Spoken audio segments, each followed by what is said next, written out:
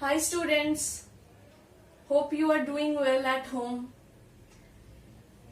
Today we will discuss about the topic Immunity and its Types Part 2, which is under class 12, subject Biology, chapter 8, Human Health and Disease. In our previous video, we have learned about immunity and its types part 1. Today we will study the immunity and its types part 2. I hope you remember students, you have viewed this type of chart in your previous video. So I will just recall whatever I have taught you in the last class. So immunity can be broadly classified into innate immunity and acquired or adaptive immunity. In our previous video, I have discussed in detail about innate immunity and I have also introduced you acquired or adaptive immunity. Now in today's class, we will learn about the different types of acquired or adaptive immunity. That is, acquired or adaptive immunity can be again classified into two types, that is active and passive immunity.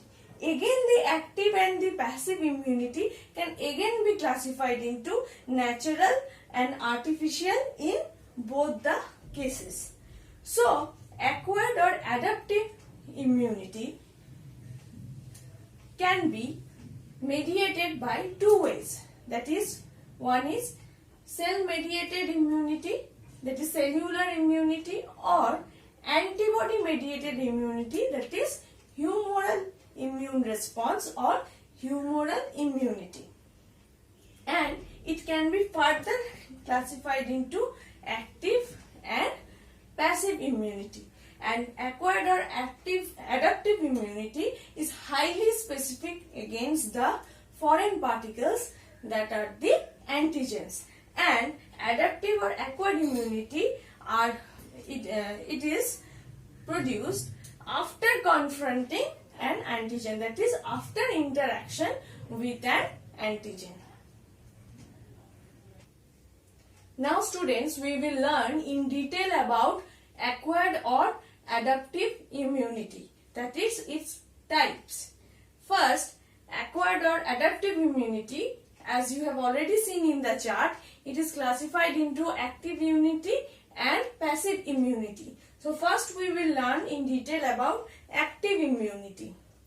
It is the resistance developed due to antigenic stimulus and involves the active functioning of the host's immune apparatus, leading to the synthesis of ABS, that is antibodies or immunologic active cells. So I will repeat it again.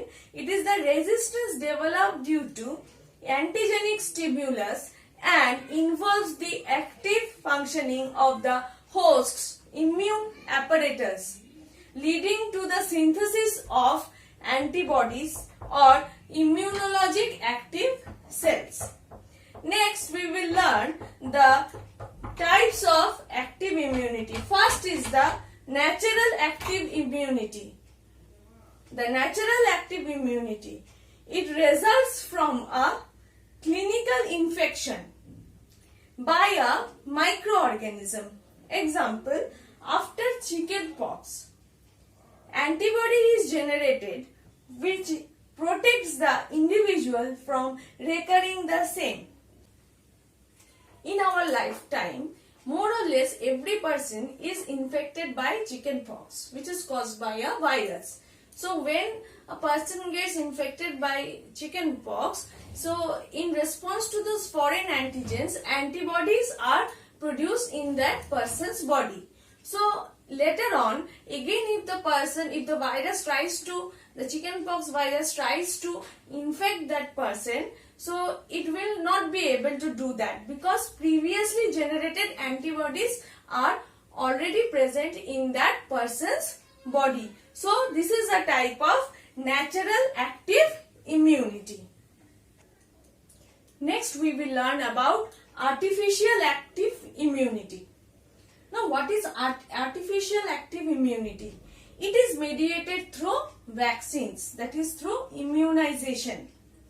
Vaccines are the preparations of microorganisms, either live attenuated, that is live without the virulence proteins. That is, in case of live attenuated vaccines, live microorganisms are injected. In those microorganisms, the virulence proteins, that is the virulent factor or the disease causing factor, is removed away, so that it can be live attenuated or killed, or their products used for immunization, that is for vaccination. This is the artificial, by this way the artificial active immunity can be achieved. Next is passive immunity. It is the resistance against a microorganism received passively without active host participation. So, passive immunity is the resistance against a microorganism received passively without active host participation. Now, the type of passive immunity. First type of passive immunity is the natural passive immunity. Now, the natural passive immunity is the resistance passively transferred from a mother to a baby. So, natural passive immunity is the resistance passively transferred from a mother to a baby. In humans, maternal antibodies, that is the antibodies from the mother, are transferred through placenta, while in some other mammals like pig, it is mediated through colostrum. Next, IgA. IgA stands for immunoglobulin A. So this IgA or immunoglobulin A is the predominant antibody in humans, transmitted from mother to infant. So the IgA or the immunoglobulin A is the predominant antibody in humans, which is transmitted from the mother to the baby or infant. The next type of passive immunity is the artificial passive immunity. Artificial passive immunity, it is mediated through ready-made antibody. It is mediated through ready-made antibody produced in other animals and then is administered in humans. So, artificial passive immunity is mediated through ready-made antibody produced in other animals and then administered in humans.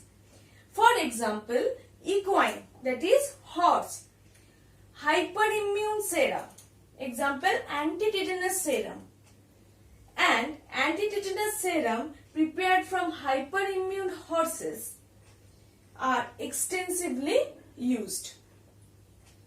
Unlike active immunity, passive immunity is not long-term and does not have memory function. So you should remember that, like active immunity, passive immunity is not long-term and does not have memory function. So this is all about today's topic. Students, I hope you have understood today's topic properly. So study properly, keep watching the videos and stay safe at home. Thank you.